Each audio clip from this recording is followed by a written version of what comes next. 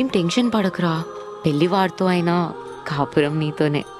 మననెవ్వరు విడితీయలేరు బుజ్జి కన్నా. ఎవరు? కృష్ణానా? వాడికి అంత సీన్ లేదు. ఐ లవ్ యూ చెప్పగానే పెళ్ళికి ఒప్పేసుకున్నాడు.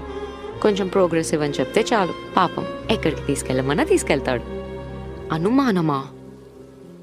అంత సీన్ లేదు. వాడిని మ్యానిపులేట్ చేయడం చాలా ఈజీ. వాడికంటే బెటర్ బాకరా నాకు దొరకడు.